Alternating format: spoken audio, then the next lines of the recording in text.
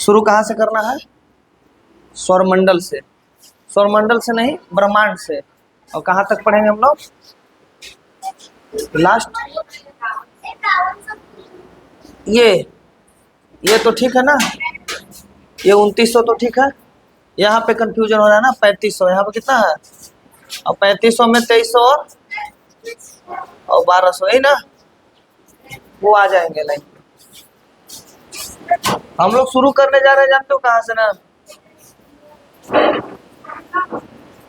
शुरू करने जा रहे हैं हम लोग पूरा का पूरा यूनिवर्स से, ब्रह्मांड से। कहाँ शुरू करेंगे?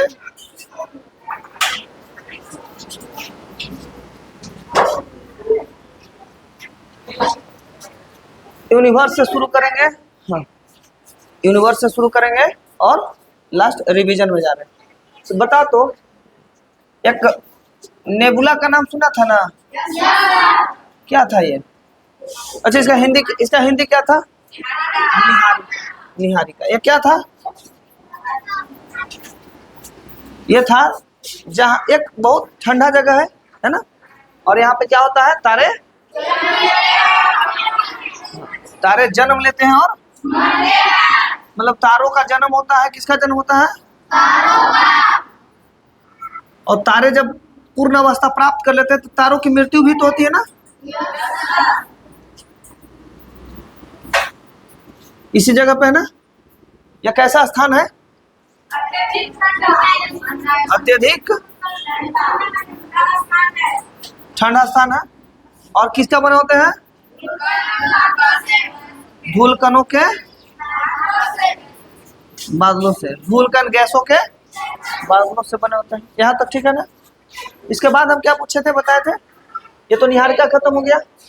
उसके बाद आकाशगंगा। आकाशगंगा बोले थे ना। आकाशगंगा जिसको क्या कहते हैं इंग्लिश में? ये क्या होता है? यहाँ लाखों तारों करोड़ों का, लाखों करोड़ों तारों का क्या होता है? समूह होता है ना। और जो हम जिस गैलेक्सी में रहते हैं उस गैलेक्सी का नाम क्या है? मिल्की, या इसे दुग्ध मेखला भी कहते हैं ना हम लोग का ना। यानी सन किस गैलेक्सी का भाग है? दुग्ध मेखला यानी मिल्की वे का भाग है ना। और बताइए आगे। यह जो गैलेक्सी है ना, इस गैलेक्सी में जो सन है वो कितने रफ्तार से चक्कर लगा रही है? बहुत अच्छा, 200 किलोमीटर प्रति सेकेंड। और कहा जाए तो यह कोना पे मान के चलो, ये गैलेक्सी है तो गैलेक्सी का सेंटर हो गया ना। तो सेंटर से दूर मतलब चक्कर लगा रही है ना। किसका चक्कर लगा रही है? गैलेक्सी का, है ना। मिल्की वे का लगा रही है। सबको पता नहीं चाहिए कितना चाल से लगा रही है? 220 मीटर प्रति चाल से चक्कर लगा रही है। और किसकी चक्कर लगा रही है? तो बोला गैलेक्सी का। हमारा जो गैलेक्सी है वो गैलेक्सी का, ठीक ना। चलिए, और गैलेक्सी में क्या होते हैं? लाखों करोड़ों तारे होते हैं। और ऐसे कितने गैलेक्सी ब्रह्मांड में है? तो बोला अनंत, पता नहीं है, गिनती नहीं किया जा सकता है। तो करोड़ों कह सकते हैं। कितने? करोड़ों ऐसे गैलेक्सी हैं और हर गैलेक्सी में करोड़ों तारे हैं। अभी कितने गैलेक्सी हैं? करोड़ों, लाखों करोड़ों, और हर गैलेक्सी में लाखों करोड़ों तारे हैं, है ना। चलिए, अब हम इसके बाद बोले थे कि यहाँ से इसके बाद हम लोग आएंगे किसमें? तारा। तारों के समूह को क्या कहते हैं? तारा। तारों के समूह को, अच्छा, तारा किसे कहते हैं? तारा, स्टार। या किसके बने होते हैं? गैसों के बने होते हैं। और मुख्यतः किस गैस के बने होते हैं? किसका? हाइड्रोजन गैस के मुख्यतः बने होते हैं ना। और ये जब जलते हैं तो प्रकाश निकलती है। तो हमारा जो तारा है उस तारा का नाम क्या है? सन। तो सूर्य के एक प्रकार का क्या हो गया? सन क्या हो गया? एक प्रकार का। और सन का हम लाइफ भी बताए थे ना, कितना अरब साल? 4.6 बिलियन, है ना। 4.6 अरब साल और ये पूरे ब्रह्मांड का भी यही पूरा उम्र है। यानी पृथ्वी का भी पूछे तो कितना, इतना ही। चंद्रमा का भी पूछे तो सब लगभग यही होगा। और लगभग 4.5 इसको बोल देते हैं। 4.6 को कितना बोल देते हैं? लगभग 4.5 बोल देते हैं ना। इतना चीज तुम लोग जान रहे हैं। सूर्य, सूर्य को लेकर ही ना हम सौरमंडल चलते हैं। सूर्य को लेकर के हम क्या चलते हैं? तो सन जो हो गया, ये तो हेड हो गया किसका? सोलर सिस्टम का हेड कौन है? सोलर सिस्टम का हेड कौन है? सन है। Sun is the head of the solar system, है ना। और सोलर सिस्टम में सन के अलावा कितने प्लेनेट हैं? और कितने ड्वार्फ प्लेनेट हैं? 5, है ना। मेक, ह्यूमिया, प्लूटो, ऐसे करके कितने हैं? 5 ड्वार्फ प्लेनेट है ना। उसके बाद इसमें और क्या मिलेंगे? सैटेलाइट्स मिल सकते हैं, माने उपग्रह। और मेटियोर और मेटोराइट, जिसको उल्का और उल्का पिंड कहते हैं, मेटियोर और मेटोराइट। फिर एस्टेरॉइड, जिसको हम लोग क्षुद्र ग्रह कहते हैं, वो भी इसी में आता है। और साथ ही साथ पुच्छल तारा, ये सब इसी में आता है ना। तो सौरमंडल क्या हो गया? सौरमंडल क्या लिखेंगे? सौरमंडल। अच्छा, सौरमंडल में क्या क्या गया? सूर्य, 8 ग्रह। कितने ग्रह? और क्या? उपग्रह, बौने ग्रह, ठीक है। क्षुद्र ग्रह, उल्का एवं उल्का, उल्का पिंड। और कुछ बच गया इसमें? क्षुद्र ग्रह भी हो गया, धूमकेतु हो गया। ये सब मिलकर किसका निर्माण करते हैं? किसका निर्माण करते हैं? सोलर सिस्टम का, यही ना। सोलर सिस्टम में हम बोले थे कि सूर्य के मान के चलो ये सन है ना। ये क्या है? सन है। सन के बाद 8 प्लेनेट जो है दूरी के अनुसार, सबसे पहले कौन है? मरकरी। फिर कौन है? फिर उसके बाद कौन है? अर्थ ना। फिर उसके बाद, और ये चारों किस प्रकार का ग्रह है? आंतरिक ग्रह है, यानी टेरेस्टेरियल ग्रह है ना। किस प्रकार का ग्रह है? आंतरिक ग्रह कहते हैं। चारों ठोसीय ग्रह है ना। इसके बाद का 4 ग्रह कौन कौन है? जुपिटर है, फिर सैटर्न है, यूरेनस है, उसके बाद क्या है? यह है ना।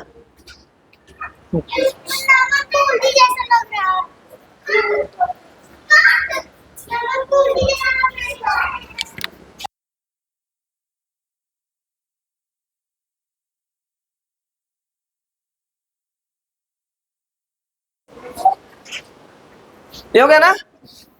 ये हो गया किसके? सूर्य से दूरी के अनुसार। सबसे पहला ग्रह मरकरी, उसके बाद वीनस, फिर मार्स, जुपिटर, सैटर्न। कितना ग्रह है? अच्छा, इसका ना हिंदी में भी नाम होगा ना कुछ?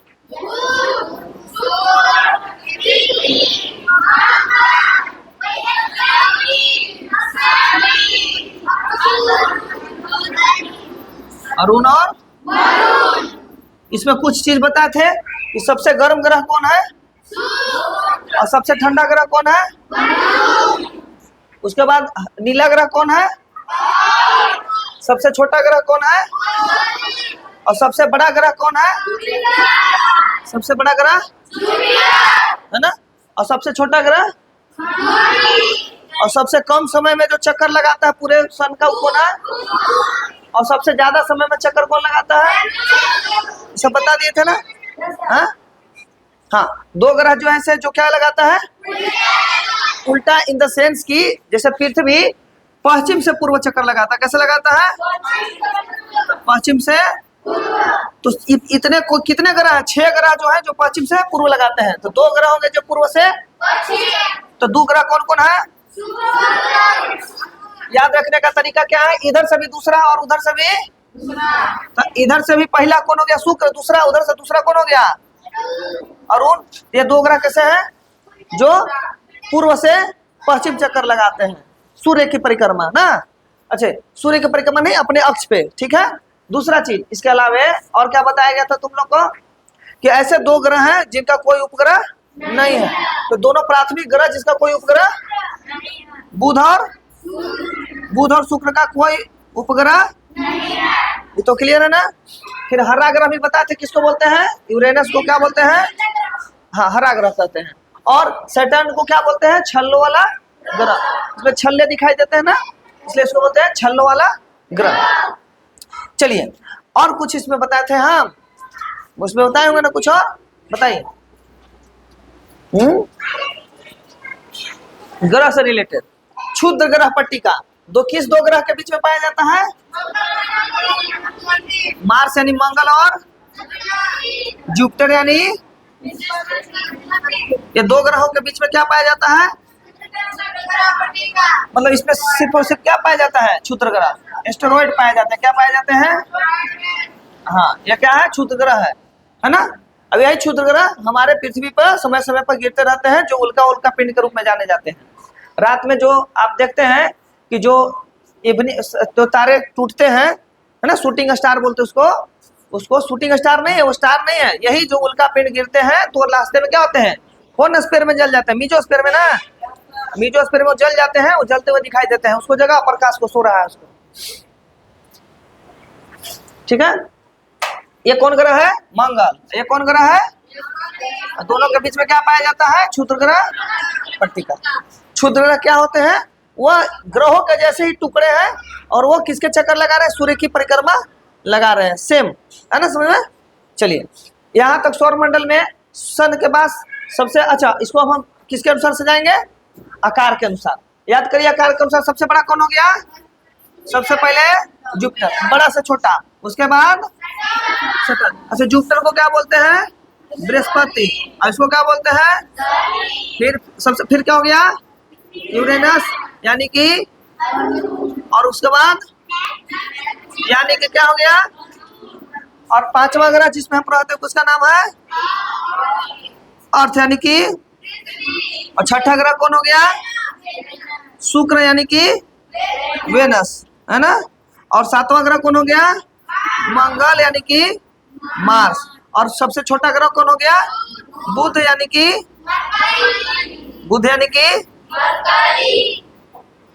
बहुत अच्छा हो गया ना, क्लियर है सब। तो इतना पता है हम लोग को लगभग, सब तो रिवीजन हम कर रहे हैं हम लोग, है ना।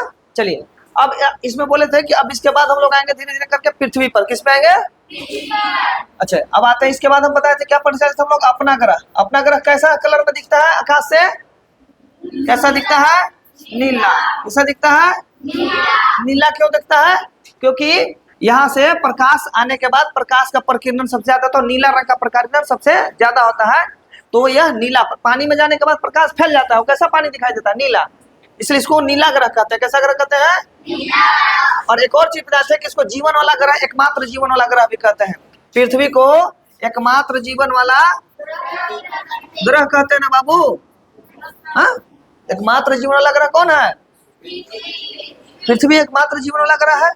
क्यों ऐसा संभव है, बोला क्योंकि यहाँ पे जीवन को पर्याप्त बनाने वाले तत्व ऑक्सीजन, कार्बन डाइऑक्साइड, बोलो सर इसका काम क्या है, यह पृथ्वी को गर्म करके रखती है। कौन गर्म करके रखती है बाबू, कार्बन डाइऑक्साइड। और जीवन के लिए, जीने के लिए कौन ऑक्सीजन जरूरत है, ऑक्सीजन। ये दो गैसों के कारण पृथ्वी पर जीवन संभव है।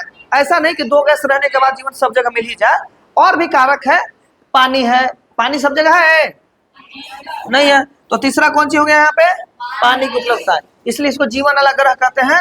और पेड़ पौधा हरा होने के कारण भी इसे कभी कभी हरा ग्रह भी कहते हैं, हरा उस कलर के अकॉर्डिंग है, और यहाँ पे हरियाली के कारण इसे क्या कहते हैं, हरा ग्रह कहते हैं। अच्छा अब इसमें बोले थे कि पृथ्वी जो है धीरे धीरे, पहले एक समय था जो है बहुत ठंडा था, तो धीरे धीरे गर्म हुआ, कैसे, CO2 के कारण, और अभी धीरे धीरे और ग्लोबल वार्मिंग बढ़ रहा है ना। तुम लोग को धीरे धीरे बताए थे कि जब ये पृथ्वी ऐसे, इसमें हम लोग 3 मंडल पढ़े थे ना, कौन कौन मंडल पढ़े थे, 3 मंडल बताइए तो पृथ्वी के, एक था वायु, और एक ठो था स्थल मंडल, और तीसरा मंडल कौन था, जल, और ये तीनों मिलाकर के किसका निर्माण होता है, इसका बाबू हाँ, एटमॉस्फेयर, हाइड्रोस्फेयर और लिथोस्फेयर मिला करके बायोस्फीयर का निर्माण होता है ना। इसको बोलते हैं एटमॉस्फेयर, इसको बोलते हैं लिथोस्फेयर, और इसको बोलते हैं हाइड्रोस्फेयर, और इसको बोलते हैं बायोस्फीयर। और पृथ्वी पे तीनों अलग अलग जगह पाया जाता होगा। तो समुद्र वमुद्र जितना जानते हैं, महासागर, झील, झरना, क्या है सब कौन मंडल का भाग है? जल मंडल। और हम लोग जिस भाग पर रहते हैं उस मंडल का क्या नाम है? स्थल मंडल। हम लोग जिस भाग पर रहते हैं वो है। तो पृथ्वी शुरुआत से ही ऐसा नहीं थी। शुरू में पृथ्वी बहुत गर्म थी, मतलब वहां पे क्या हो रहा था, लावा वगैरह से यहाँ पे पूरा थी। तो यही पानी जमीन के नीचे था, और पानी बहुत लंबे समय तक, लगता है लाखों साल बरसात हुई है यहाँ पे। वही पानी ऊपर जा रहा है, इवेपोरेट हो रहा है, इवेपोरेट होकर फिर पानी जमीन पे गिर जा रहा है। तो ये लाखों वर्ष की घटना है। धीरे धीरे पृथ्वी क्या हुई, अपने जो पृथ्वी पास जो उष्मा थी वो रेडिएशन के रूप में, किस रूप में, उसको रेडिएशन के रूप में त्यागा, और पृथ्वी धीरे धीरे ठंडा हुई। ठंडा हुई तो पृथ्वी का बाहरी भाग ठोस बन गया। क्या बन गया पृथ्वी का बाहरी भाग? पृथ्वी का बाहरी भाग क्या बन गया? यानी जिस भाग पर हम रहते हैं उस भाग का नाम क्या है? भूपर्पटी कैसा है? ठोस है। और जितने जल थे, जल एक लिमिट तक ऊपर रह गए। कितना रह गए? ऊपर रह गए। और नीचे देखना तो मेंटल कोर है ना। तो हम लोग जो जानते हैं कि जो बाहर का भाग जिसमें लोग रहते हैं, जो कैसा हो? ठोस हो। कैसा हो? चट्टान से बने हुए हैं। किससे बने हुए हैं? उसको क्या कहते हैं हम लोग? भूपर्पटी कहते हैं, ठीक ना। तो वायुमंडल में भी पहले देख लेते हैं, पहला देख लेते हैं, क्या चीज देखते हैं? वायु, है ना। बोलो फिर से, क्या देखेंगे अभी? अगर हम पृथ्वी को ऐसे मान ले, उसमें एक छोटा टुकड़ा केक कैसे निकाले, तो क्या हमें ऐसे इस प्रकार की प्राप्त होगी? बताए तो। ऐसे इस प्रकार से प्राप्त होगी हमें, इस तरह से। अब इस भाग में देखेंगे कि किस तरह ये हमारा कोर हो जाएगा। क्या हो जाएगा हमारा? Repeat again, core. ये कौन सा कोर हो गया? आंतरिक और बाह्य कोर। और ये वाला भाग कौन ले ले? मेंटल। ये आउटर कोर हो गया। अब ये कौन हो गया? क्रस्ट। भूपर्पटी क्या हो गया? ये भूपर्पटी हो गया। भूपर्पटी का लेंथ बोले थे ना, लगभग कितना से कितना किलोमीटर होता है? 5 से, और कहीं कहीं भी इसको 100 किलोमीटर भी दिया रहता है, तो उसे नहीं करना है। 5 से लगभग 100 मान के चलना है। 50 से लगभग मान के चलो, कोई दिक्कत। अच्छा, 5 कहाँ होगा? जहाँ पे, यहाँ पे मान के चलो, यहाँ सब जगह तो सब ऐसे ना, कहीं कहीं समुद्र भी तो नीचे हो सकता है ना, ऐसे ऐसे। तो यहाँ समुद्र का एरिया है, तो यहाँ देखो तो लेंथ कम हो गया। तो 5 किलोमीटर कहाँ होगा? तो समुद्र के तराई से। कहाँ होगा? और कहीं कहीं ये तो पठार के रूप ऐसे से होगा ना, तो ये तो ज्यादा ना हो गया यहाँ पे। तो ये 5 से मान के लिए 100 कहाँ होगा? तो बोला जहाँ पर्वत हो पठार हो, जहाँ पर्वत हो वहाँ पठार हो, वहाँ क्या होगा? 100 किलोमीटर के आसपास 50, 55, 60 होगा, है ना। दूसरा भाग कौन हो गया? इसका लेंथ कितना हो गया बोले थे? 2900। और इन दोनों को मिला के हम कितना बोले थे? 3500। और अलग अलग बोलने पर बोले थे कि आउटर कोर कितना किलोमीटर है और बाह्य कोर कितना किलोमीटर है। और पृथ्वी के अगर यही त्रिज्या निकाले तो कितना लगभग रेडियस आ जाता है इसका? 6400। अगर रेडियस 6400 किलोमीटर, तो इसका डायमीटर कितना होगा? 64 का दूना कर देंगे तो 12800। तो बोले पृथ्वी का व्यास कितना हो गया? 12000। और त्रिज्या कितना हो गया? क्लियर। अब इसमें वायुमंडल का भाग हम लोग देखे थे। अच्छा, हम लोग स्थल मंडल पढ़ने लगे। यह स्थल मंडल,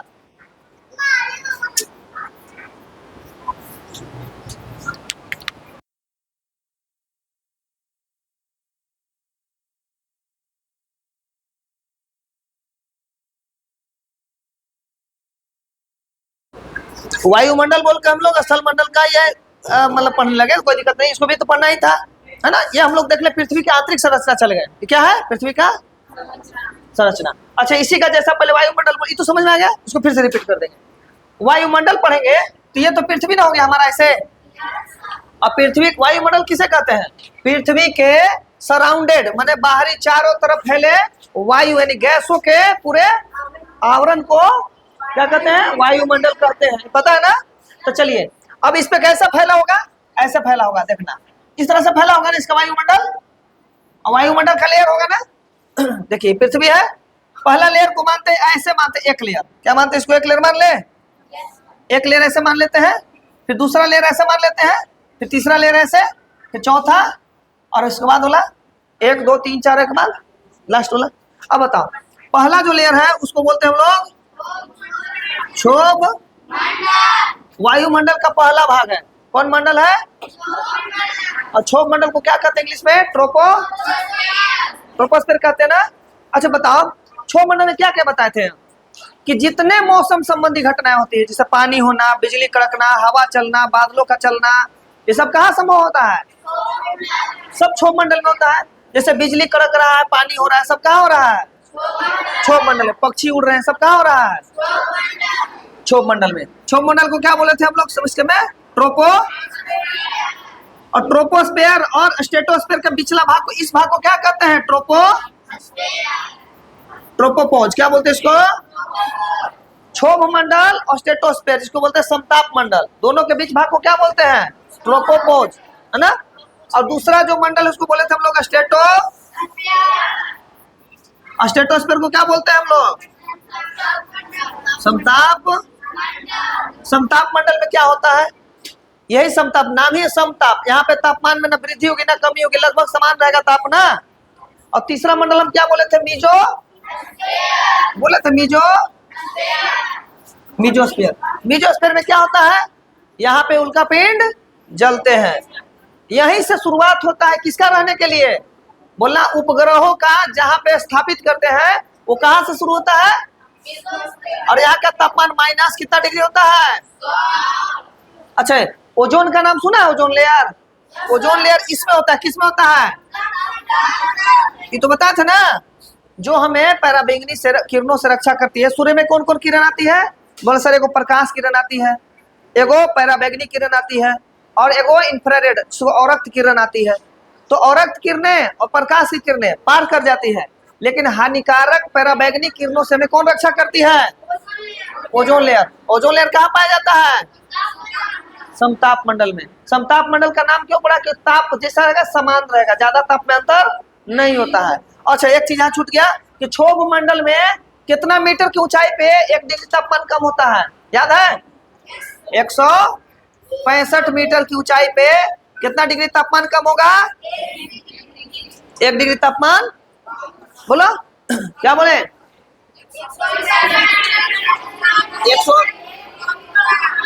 165-66 मीटर की ऊंचाई। अगर जैसे जैसे ऊपर जाएंगे ना, पृथ्वी का तापमान, वायुमंडल का तापमान कितना डिग्री का कमी आएगा? 1 डिग्री का, है ना। यानी ऊपर जाने पर गर्मी होगा कि ठंडा? ठंडा होगा। क्या होगा? लेकिन इसमें ऐसा नहीं है, ये तो ताप ज्यादा अंतर नहीं रहता, इसमें ताप में ज्यादा अंतर। यहाँ पे जाएंगे तो फिर ताप में अंतर होने लगेगा, और तापमान कितना पहुंच जाएगा? माइनस कितना डिग्री? 3 गो मंडल तो खत्म हो गया।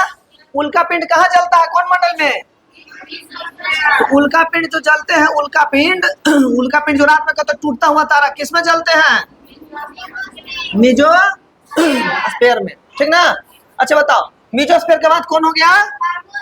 ताप मंडल, जिसको कहते हैं थर्मो, या इसी को कहते हैं आयनोस्फीयर। आयन मंडल कहते हैं। इसमें आयनों का बहाव होता है। क्या होता है? इसीलिए जब संदेश को भेजने वाले आयन्स होते हैं, उसको इसमें इस जो होता है मंडल, ये जो भाग होता है, उसमें बहुत मतलब सुविधा होता है ना। और यहाँ भी क्या रहते हैं? सैटेलाइट होते हैं। क्या हो सकते हैं यहाँ पे भी? सैटेलाइट। यहाँ भी सैटेलाइट होंगे ना। इसके बाद सैटेलाइट लगते चलेंगे। कहाँ से शुरू हो जाएगा? मीजोस्फीयर से, है ना। अच्छा बताओ सैटेलाइट तो दो तरह का होता है। एगो होता है तुमको जो ध्रुवीय सैटेलाइट होता है ना, PSLV GSLV, उसको पोलर सैटेलाइट लॉन्च व्हीकल बोलते हैं, जियो सिंक्रोनस लॉन्च व्हीकल बोलते हैं। GSLV PSLV होता है। तो जो पोलर पे होता है उसको PSLV, और जो पोलर से ऊपर होगा उसको GSLV, है ना। पोलर के बाद होगा से पोलर का, पोलर में ध्रुव है। पृथ्वी पढ़ाए थे एक बार, तो बोले थे इसमें 2 ध्रुव होते हैं, एक नॉर्थ एगो क्या होता है साउथ। वही जब पोल पे चल गया, पोल से पोल चलेगा, उसको बोलते हैं ध्रुवीय उपग्रह। अब एगो होता है जियो सिंक्रोनस सैटेलाइट लॉन्च व्हीकल, उसको बोलते हैं GSLV। वो ज्यादा हाइट पे रहता है, PSLV कम हाइट पे रहता है। ऐसा समझ में? तो ताप मंडल तीसरा कौन मंडल? चौथा कौन मंडल हो गया? ताप मंडल का दूसरा नाम क्या है? आयनोस्फीयर या आयन मंडल। और अंतिम स्पेयर बताया था ना, क्या है? बाह्य मंडल। क्या है? और बाह्य मंडल को इंग्लिश में क्या कहते हैं? ये तो वायुमंडल के भाग हो गए। और सबसे ज्यादा जो वायु सघन रूप में पाया जाता है किस में पाया जाता है? जो वायु की सघनता सबसे ज्यादा है किस मंडल में है? यानी भारी गैसें कहाँ पाई जाएगी? किस मंडल में? किस मंडल में भारी गैसें पाई जाएगी? क्षोभ मंडल में पाई जाएगी। कहाँ पाई जाएगी? बस ना, ये तो खत्म हो गया। अब एयर का कंपोजिशन पढ़ा देते हैं। एयर का कंपोजिशन ऑफ एयर ना, वायु के घटक तो सबसे ज्यादा कौन गैस है? कितना प्रतिशत? दूसरा कौन गैस है? कितना प्रतिशत? और बाकी 1% में कौन कौन आ जाएगा? अन्य। इसमें आर्गन हो जाएगा, है ना, CO2 हो जाएगा, नाइट्रोजन तो उधर हो ही गया। उसके बाद बोलो जलवाष्प हो जाएगा, हीलियम हो जाएगा, मीथेन हो जाएगा, अन्य गैसें। बाकी अन्य गैस लिख देते हैं, ET से लिख देते हैं। हो गया ना?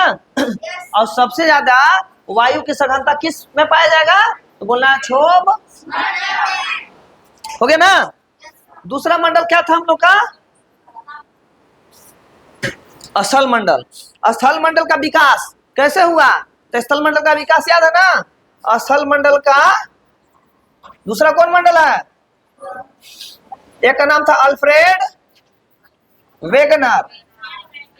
इस वैज्ञानिक का नाम था अल्फ्रेड। कहाँ ध्यान है आपका? ध्यान दीजिए। वैज्ञानिक का नाम क्या है? अल्फ्रेड। इन्होंने बताया था ना, क्या बताया था कि पृथ्वी के स्टार्टिंग शुरुआत में कितने, 2 ही भाग में था बटा हुआ ना। एक था पेंजिया, क्या नाम था? और एक था पेंथा, बताया था ना। पेंजिया क्या था? सारे महाद्वीप जब एक साथ थे उसको क्या कहा गया? और सारे महासागर एक में थे उसे क्या कहा गया? पेंथा लासा। ये क्लियर है ना? अच्छा बताओ, स्थल मंडल का विकास क्यों होता है? प्लेट के कारण। किसके कारण? घर वाला प्लेट मत सोचना। जैसे मान के चलो हमारा जो पृथ्वी है उस पर अनेक प्रकार से प्लेट है। जैसे हमारा उत्तर भारत का प्लेट अलग हो सकता है, दक्षिण भारत का प्लेट अलग हो सकता है, एशिया का प्लेट अलग हो सकता है, यूरोप का प्लेट अलग हो सकता है। तो सब एक दूसरे पर टिका हुआ है। तो हम आगे बताए थे कि यह स्थल मंडल 2 भाग से एक जैसे अलग अलग था। तो पेंजिया टूटा कितने भाग में? एक टूटा किसमें? अंगारा। और दूसरा टूटा किसमें? गोंडवाना टूटा ना। तो स्थल का विकास 1 से क्या हो गया? 2। अब इस अंगारा लैंड में कितने टूटे? नॉर्थ अमेरिका और यूरोप और नॉर्थन एशिया, नॉर्थ एशिया। और ये कितने में टूटा था? ये भी साउथ अमेरिका, अफ्रीका और ऑस्ट्रेलिया। और साथ ही साथ भारत का दक्षिण भाग भी किसका बना होता है? इसका बना हुआ है गोंडवाना लैंड का। इतना तो पढ़ लिया हम लोग, है ना? तो यह हो गया किसका? स्थल मंडल का। स्थल मंडल में कितने स्थल आते हैं? कितने महाद्वीप आते हैं? कौन कौन? सबसे बड़ा महाद्वीप कौन?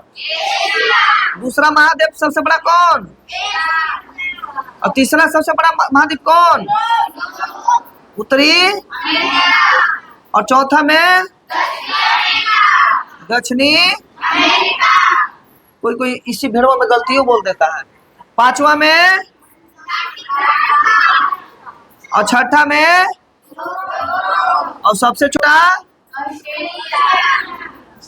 कौन? अच्छा एक तो इसमें बता दो, यहाँ के घास के मैदान को क्या बोलते हैं? स्टेपिस बोलते हैं ना। यूरोप और एशिया के मिला करके क्या बोलते हैं? स्टेपिस। अफ्रीका के एक होता बोत्सवाना, एक होता है बोत्सवाना। यहाँ के घास के मैदान को क्या बोलते हैं? बोत्सवाना, और एक और क्या बोलते हैं? अच्छा, उत्तरी अमेरिका को क्या बोलते हैं? प्रेरीज। क्या बोलते हैं? और दक्षिणी अमेरिका के घास के मैदान को क्या बोलते हैं? पास। इसको एक और वेल्स बोलते हैं। क्या बोलते हैं इसको? अफ्रीका के घास के मैदान को क्या बोलते हैं? वेल्स। क्या बोलते हैं? और इसको बोलते हैं प्रेरीज। उत्तरी अमेरिका के घास के मैदान को, और दक्षिणी अमेरिका के घास के मैदान को पंपास। और अंटार्कटिका में घास के मैदान होगा? नहीं होगा। तो बच गया यूरोप और एशिया में कौन बोलते हैं? स्टेपिस बोलते हैं। क्या बोलते हैं? Australia downs. ऑस्ट्रेलिया में क्या बोलते हैं? ऑस्ट्रेलिया में घास के मैदान को क्या बोलते हैं? डाउन्स बोलते हैं। क्या बोलते हैं? क्या बोलते हैं? एशिया, इस सब कुछ स्थल मंडल का विकास है ना। स्थल मंडल का विकास पहले किसमें था? पेंजिया में। पेंजिया से टूटा गोंडवाना और अंगारा लैंड। अंगारा लैंड से कुछ बना गोंडवाना लैंड से। और अगला कौन बोले थे? पेंथे। तो अगर बोले कि अगर इसका डेवलप कैसे हुआ, उसका विकास क्या होगा? जल मंडल का विकास कैसे होगा था? जल मंडल का विकास। तो पहले कौन था? पेंथा। पेंथा। यह किसमें टूटा? 5 महासागर में। किसमें? सबसे बड़ा महासागर कौन? बहुत अच्छा। दूसरा?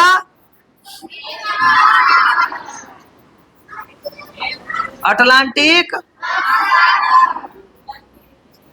अच्छा, बड़ा छोटा का कोडिंग नहीं है ना। और चौथा? आर्कटिक या दक्षिण महासागर। आर्कटिक या, और लास्ट कौन? इसको बोलते हैं आर्कटिक महासागर। क्या बोलते हैं? हो गया 5 खत्म। ऊपर अंटार्कटिक होगा ये वाला, ये अंटार्कटिक होगा। अंटार्कटिक है ना। अंटार्कटिक या दक्षिण महासागर।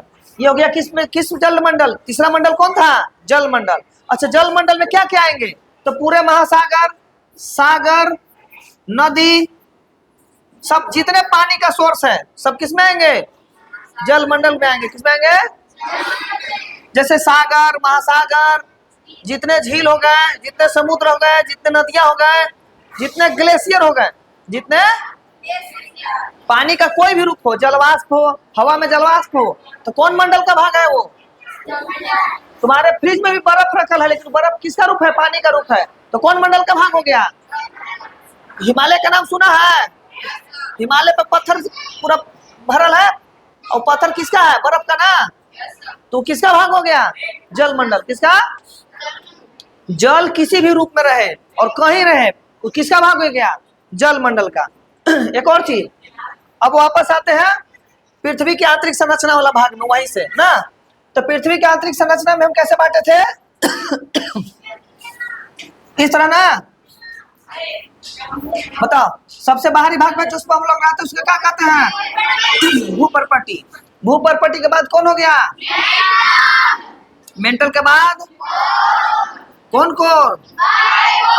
और उसके बाद अगर पूछे कि इनका आयतनिक अनुपात माने आयतन में कौन सबसे ज्यादा है, तो बोलना कि सर मेंटल 84% है। कितना परसेंट है? मेंटल कितना परसेंट है? ये दोनों बाहरी कोर आंतरिक कोर मिला के कितना प्रतिशत है? तो 84 15 कितना होता है? 99। तो बच गया 1%। कौन होगा? तो आयतनिक भाग आयतन के अनुसार से, किसके अनुसार से? आयतन के अनुसार। किसके अनुसार? किसके अनुसार? हाँ, कितने भाग में है ये?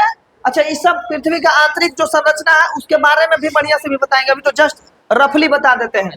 तो चलिए बढ़िया से पृथ्वी का आंतरिक संरचना के बारे में पढ़ते हैं। पृथ्वी की आंतरिक संरचना देखो। अच्छा, इसको पता कहाँ से चलता है कि आंतरिक संरचना अलग अलग है? जैसे मान के चलिए आप लोग लेवल बाय लेवल बैठे हैं ना, एक बार में अगर किसी को मारे तो एक बार 4 लोग पिटाएंगे, चाहे लड़की हो चाहे वो, फिर दूसरे लेयर में जाना पड़ेगा हमको। वैसे ही इसका जो स्रोत होता है ना बाबू, इसका स्रोत 3 प्रकार से मुख्यतः। कितने प्रकार से? पहला जो स्रोत है उसका बोलते हैं तापमान, है ना। भूपर्पट्टी का तापमान अलग है, मेंटल का तापमान अलग है, कोर का तापमान, है ना। जैसे दूसरा भाग हो गया घनत्व। किसका हो गया दूसरा भाग? स्रोत माने जानकारी, स्रोत प्राप्त करने का 3 उपाय, या तो तापमान से, या तो घनत्व से, या तो भूकंपीय स्रोत, तरंग के स्रोत से। कितने से? 3 प्रकार से। कितने प्रकार से? 3। अच्छे, तापमान से कैसे? जैसे भूपर्पटी का तापमान कम होगा ना, मेटल का थोड़ा सा ज्यादा होगा ना, और कोर का सबसे ज्यादा, एकर कम है ना, तो तापमान से पता कर लेंगे। दूसरा चीज याद रखिएगा कि पृथ्वी का सतह ही है, कौन है? सतह से कितना मीटर गए थे तो 1 डिग्री कम हुआ था। 165 मीटर पर कितना डिग्री कम हुआ था? 1 डिग्री ना। तब यहाँ से नीचे 32 मीटर जाएंगे ना, कितना मीटर? तो तापमान में 1 डिग्री की बढ़ोतरी होगी। कितने डिग्री की? वहां तो माइनस में हो रहा था, यहाँ क्या हो रहा है? पृथ्वी के अंदर कितना मीटर जाएंगे तो 1 डिग्री तापमान बढ़ेगा। ऊपर जाएंगे तो तापमान घटता है, नीचे जाता तापमान। ऊपर 165 मीटर पर 1 डिग्री घटता है कि बढ़ता है? और नीचे जाने पर 32 डिग्री बढ़ता है कि घटता है? बढ़ेगा इधर, है ना। तो तापमान से तो पता चल गया ना कि लेयर अलग अलग होगा, क्योंकि तापमान हर जगह का हो रहा था अलग अलग। दूसरा चीज क्या है? तो पृथ्वी का घनत्व तो हर जगह क्या है? अलग अलग है ना। तो पहला भाग कौन सी है? भू। एकर घनत्व तो याद है ना, 2.6 ग्राम पर सेंटीमीटर क्यूब। भूपर्पटी के बाद कौन है? मेंटल। कौन है? मेंटल। मेंटल का लगभग 3 से लेकर के 4 ग्राम पर सेंटीमीटर क्यूब। और तीसरा कौन है? कोर। कोर का बोले थे 11 से 13 ग्राम पर सेंटीमीटर। लेकिन तुम लोग को बोले थे ना कि औसत होगा कि एवरेज, क्या होगा? एवरेज बोले थे 5.5 ग्राम पर सेंटीमीटर। पृथ्वी का औसत पूछेगा तो कितना है? 5.5 ग्राम पर सेंटीमीटर क्यूब। कोर का कितना है? 11 से 13 ग्राम पर सेंटीमीटर क्यूब। मेंटल का 3 से 4, और भूपर्पटी का सबसे कम, है ना। तो सबसे हल्का कौन हो गया? तो घनत्व तो ही पता चल गया। और तीसरा बोले थे क्या चीज? भूकंपीय तरंग ना। कितने प्रकार के तरंग बताए थे?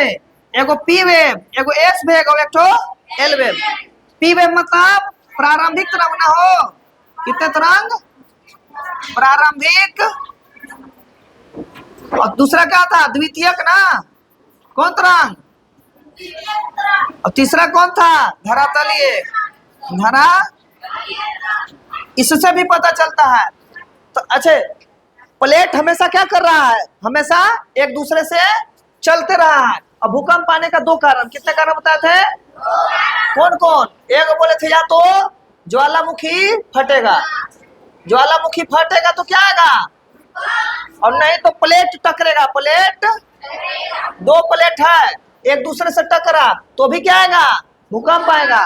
2 प्लेट एक दूसरे पर चढ़ा है, दोनों एक दूसरे से दूर जाएगा तो भी क्या आएगा? भूकंप का 3 तरंग कितने प्रकार के होते हैं? कौन कौन? कौन कौन? कौन कौन होते हैं?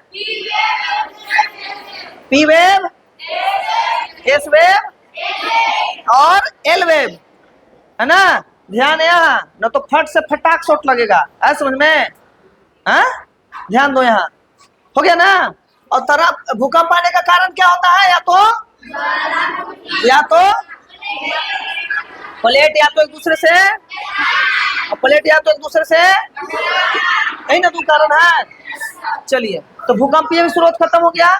तो पृथ्वी की आंतरिक संरचना पता करने के कितने उपाय? 3। एक तो तापमान, पहला कौन? दूसरा कौन? और तीसरा कौन? भूकंपीय। बोलिए कितने प्रकार से? पहला प्रकार कौन?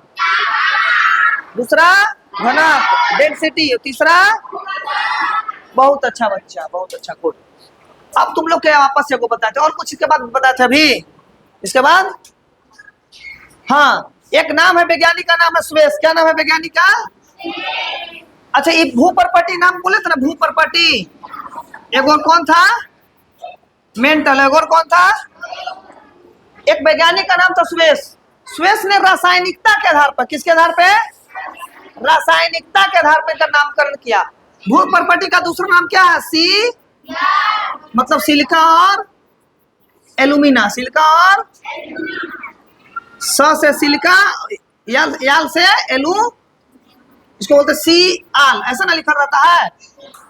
मतलब हो गया सिलिका और दूसरा का नाम क्या था? सीमा। क्या नाम था? सी से सिलिका और माँ से मैग्नीशियम। सी से सिलिका और माँ से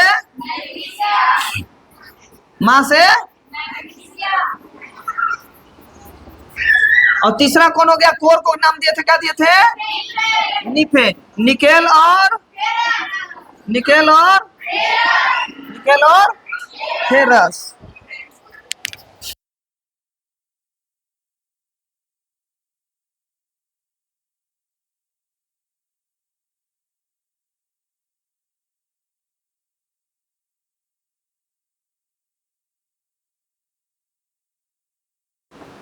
बड़ी हाले करता है नीलाई। कौन खत्म हो गया ना? कौन वैज्ञानिक बताया था? स्वेस नामक वैज्ञानिक बताया कि भू परपटी का अगला नाम क्या है? मेटल का दूसरा नाम क्या है?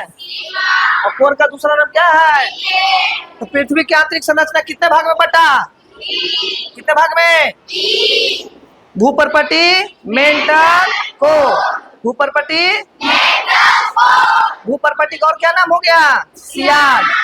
मेटल का सीमा और कोर का लीफ है। ये सब बतावल गया है ना?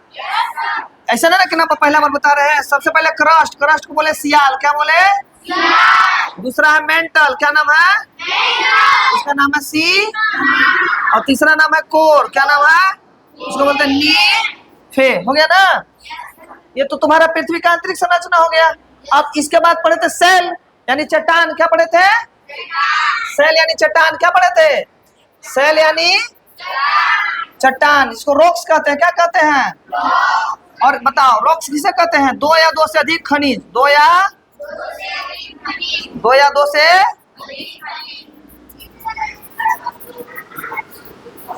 खनिजों से मिलकर बने। क्या कहते हैं? खनिजों से मिलकर बने चट्टान, बने पत्थरों के समूह को क्या कहते हैं? चट्टान कहते हैं। जब दो या दो से अधिक खनिज मिल जाता है तो क्या बनता है? क्या बनता है? चट्टान को इंग्लिश में क्या कहते हैं? रॉक्स। यानी इसी को क्या कहते हैं? सेल। क्या कहते हैं? सेल कहते हैं। तो सेल माने क्या हो गया? दो या दो से अधिक पदार्थ से, दो से अधिक खनिज मिलकर के किसका निर्माण करते हैं? खुश रहो, खुश रहो। किसका करते हैं? चट्टान का निर्माण करते हैं। किसका करते हैं? और चट्टान कितने प्रकार के पढ़ाए थे? कितने प्रकार के? सबसे पहले चट्टान कौन? दूसरा प्रकार के चट्टान कौन? कायांतरित दूसरा प्रकार के। तीसरा कौन? अवसादी। अगर मान के चलो भूकंप आया, क्या आया? ऐसे भूकंप आया तो ये तो भू परपटी है ना? तो यहाँ भू परपटी, लेकिन भूकंप कहाँ, मैग्मा कहाँ छुपल है? तो ये कहाँ से निकलना चाहेगा? और किधर की बाहर, किधर की ओर निकलेगा? किधर की ओर? भू परपटी की ओर। तो तोड़ते हुए जाएगा, जिस नली से जाएगा उसको बोलते हैं, क्या बोलते हैं? वेंट। क्या बोलते हैं? ज्वालामुखी नलिका। ज्वालामुखी। और अगर ये धूलकण साथे उड़ेगा, धूलकण कहाँ जाएगा? ऊपर। धूलकण, वाष्प, कुछ अन्य गैस है ना। और ये जो लावा है, अंदर का जो लावा है, मैग्मा है, क्या है? मैग्मा बाहर निकल के ठंडा हो जाएगा और ठंडा होकर क्या में बदल जाएगा? चट्टान में। और उसी चट्टान को कौन चट्टान कहते हैं? आग्नेय चट्टान। जब छोटा छोटा टुकड़ा में बदल जाता है और वो किस प्रकार का चट्टान बनाता है? नाम है उसका अवसाद। अवसाद में टूट फूट करके कौन चट्टान बनाएगा? और अवसाद चट्टान और आग्नेय चट्टान में रूप रंग कायांतर, काया में अंतर यानी उसके रूप में अंतर हो जाता है। तो कौन प्रकार का चट्टान बनाता है? किस प्रकार का चट्टान? किस प्रकार का चट्टान? अब बताओ कि हम बोले थे आग्नेय चट्टान का उदाहरण बताओ कौन कौन था? एगो बेसाल्ट था, एगो ग्रेनाइट था। बहुत अच्छा याद रखा है। हाँ, और इस बेसाल्ट और ग्रेनाइट में एगो नीस और शिस्ट। क्या था? नीस और वो किस प्रकार का चट्टान था? और संगमरमर भी याद है? संगमरमर चूना से ना बदल के बना, तो संगमरमर में काया में अंतर हुआ तो कायांतरित चट्टान बन गया, बन गया। तो बेसाल्ट और ग्रेनाइट किस प्रकार के चट्टान है? आग्नेय। और शीस्ट, नीस और शीस्ट और संगमरमर किस प्रकार के चट्टान है? और एक लाल किला का नाम सुने हो, तो किस प्रकार के चट्टान से बनल है? तो उस पत्थर का नाम क्या है? बलुआ, बलुआ। तो बताओ लाल किला किस प्रकार के पत्थर से बनल है और किस प्रकार के चट्टान से बनल है? ताजमहल किस प्रकार के चट्टान से बनल है? अगर पत्थर पूछेगा तो कहानी रॉक साइकिल बता था ना कि एक मान के चलिए आग्नेय है, यहाँ पे मैग्मा निकला, क्या निकला यहाँ पे? क्या निकला यहाँ पे? अब मैग्मा से सूख करके किस प्रकार का चट्टान बन गया? आग्नेय से टूट फूट करके किस प्रकार का चट्टान बन गया? औषधि से किस प्रकार का चट्टान बन गया? और कायांतरित आग्नेय से न बन सकता है, और कायांतरित में बहुत लंबे समय फिर दब कर आ गया तो किस प्रकार का वापस जाके बन जाएगा? और ये क्या चीज है? Rock cycle. क्या है ये? रॉक साइकिल है। क्या है ये? औषधि से कायांतरित और कायांतरित से, है ना? अच्छा, औषध बनता है, औषध से औषधि चट्टान बनता है। पहले औषध न बनेगा, औषध से फिर क्या बनेगा? तब जाके औषधि चट्टान। आग्नेय से औषध, औषध से औषधि चट्टान, औषधि चट्टान से आग्नेय से भी, और इससे फिर क्या बन जाएगा? औषधि चट्टान भी डायरेक्ट चल जाएगा जमीन के नीचे, तो क्या बन जाएगा? तो यहाँ पूरा रिवीजन ना। कल से आगे पढ़ेंगे हम लोग और तरीके से विस्तार से पढ़ेंगे इसको। पूरा खत्म हो गया तुमको, है ना? एक पूरा रिवीजन 1 घंटा में कर दिया कंप्लीट। ठीक है, ठीक है।